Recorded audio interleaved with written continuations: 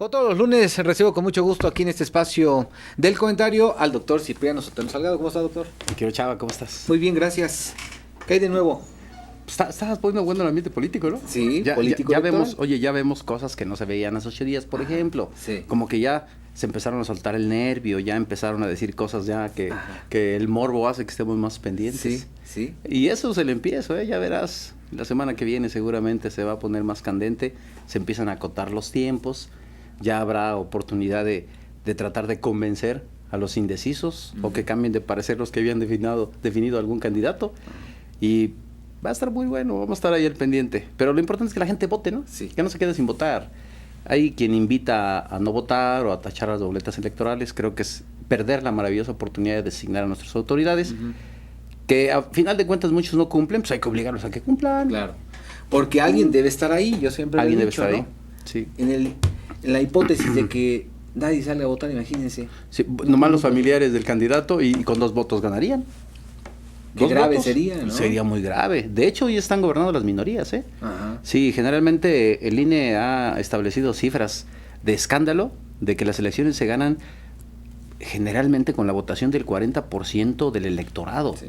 Quiere decir que el 40% dividido entre todos los partidos políticos, Está- probablemente estemos hablando de un 15% de los votantes a favor de un candidato, y con ese 15% está representando a todo un país, a todo un estado, a todo un municipio. Entonces yo creo que vamos a entrarle, vamos a hacernos más activos para que de manera conjunta definamos quién serán las próximas autoridades y les podamos exigir.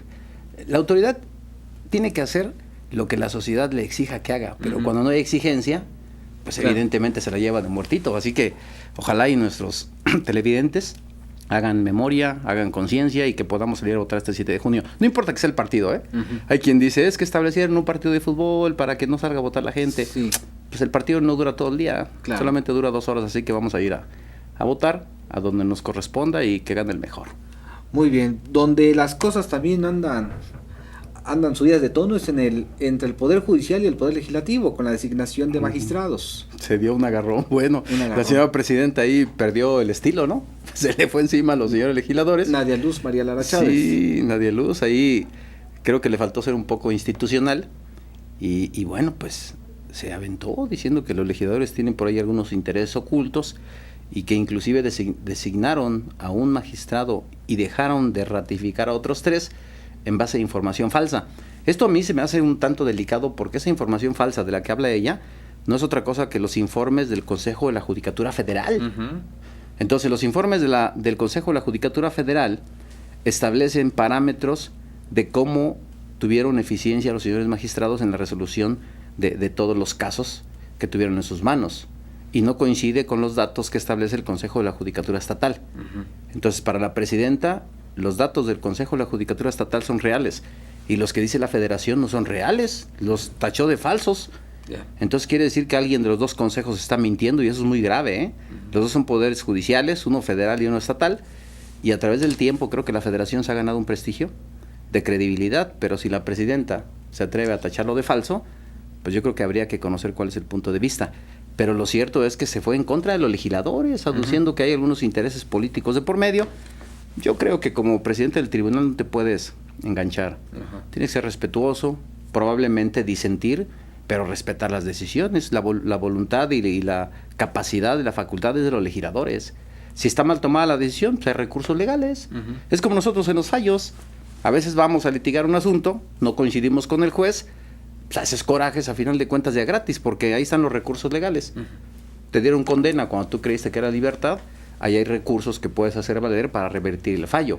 Ya a futuro se verá si tenía razón o no, pero hacer corajes implica que vayas creando una serie de amarguras internas que a rato despotricas contra todo el mundo, ¿eh? Y más siendo titular de un poder, yo creo que eso no está bien.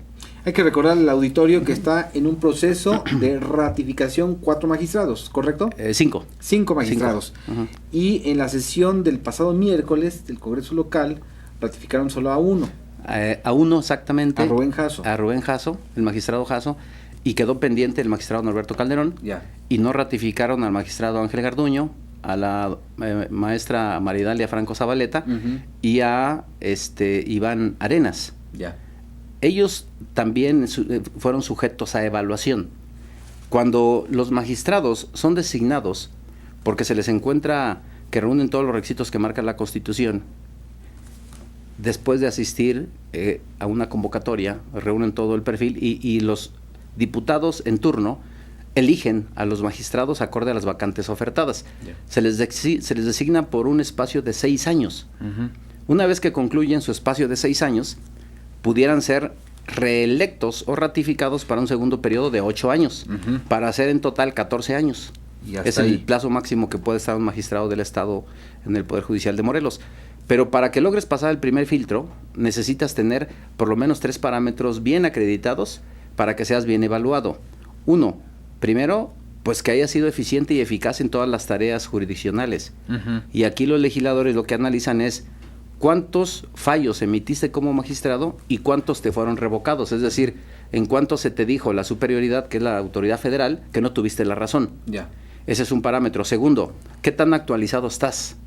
¿Has estado tú tomando cursos de capacitación? ¿Has estado leyendo, yendo a conferencias, tomando cursos, diplomados, escribiendo artículos, escribiendo libros? Ese es otro parámetro. Y el tercer parámetro es qué tan buena fama pública tienes.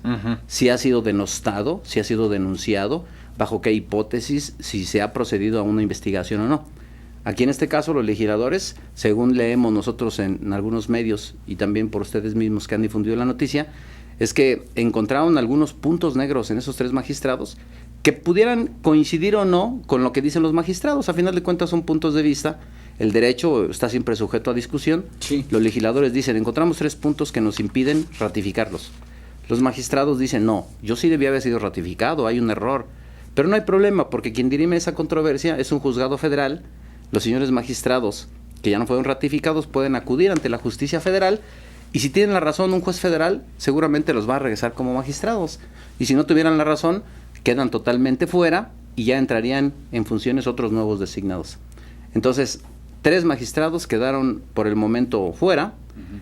2 de ellos, uno está ratificado, que es el magistrado Rubén Jasso Díaz, y el otro que es el maestro Norberto Calderón Ocampo, que está todavía pendiente su ratificación o no ratificación, porque con él pasa un caso muy interesante. Él es magistrado supernumerario y los otros 4 son magistrados numerarios. Sí. La diferencia es nada más el nombre, porque un magistrado numerario conoce de asuntos igual que el supernumerario, pero el supernumerario fue creado inicialmente para conocer de las excusas, recusaciones, ausencias de los demás magistrados. Nada más para eso fueron creados, pero después, como se cargó mucho en el tribunal el trabajo, los jalaron a los magistrados supernumerarios para que hicieran el mismo trabajo que los demás. Entonces nada más se les quedó el nombre. Hoy en día la Corte ya dijo que en realidad los supernumerarios no deben existir, que todos deben ser iguales ante la ley. Numerarios. ¿Por qué? Porque nadie puede ser más que otro, no puede haber magistrados de segunda y de primera. Claro. Todos tienen que ser medidos con la misma vara. Entonces, bajo esa circunstancia, los diputados están un poquito confusos porque dicen, la Constitución local habla de supernumerarios, pero se ha establecido que no podemos hacer distinción. Entonces, prefirieron ellos no pronunciarte respecto del magistrado Norberto Calderón hasta que se aclare esta circunstancia. Entonces, el magistrado en cualquier momento pudiera ser ratificado o pudiera no ser ratificado. Ya en el análisis que hagan los señores legisladores, en cuyo caso, antes del 17 de julio tendrá que definir su situación de él porque ya entrarían en función de los nuevos, o bien los que sean ratificados continuarían en el cargo por otros 8 años más, para hacer en total 14 años.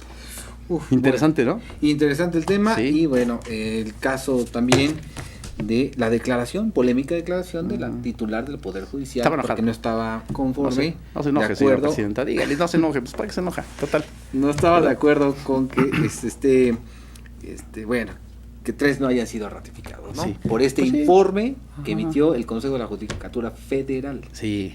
Aquí lo delicado es que le llame, pues, que es un informe falso. Eso sí se me hace delicado, que una autoridad federal rinda un informe y que se le tache como falso, y las dimensiones pueden ser complicadas, porque hay controversia entre información que dan 2 poderes, un federal y un estatal. Y bueno, los federales han sido muy cuidadosos siempre en mantener su liderazgo, su credibilidad, y ahora que alguien con un cargo muy importante como el presidente del tribunal lo tache de falso, no es una declaración tan fácil de digerir. Bueno, ¿verdad? Doctor, gracias por esta aportación, gracias a ti. por este contexto informativo. Regresamos después de la pausa.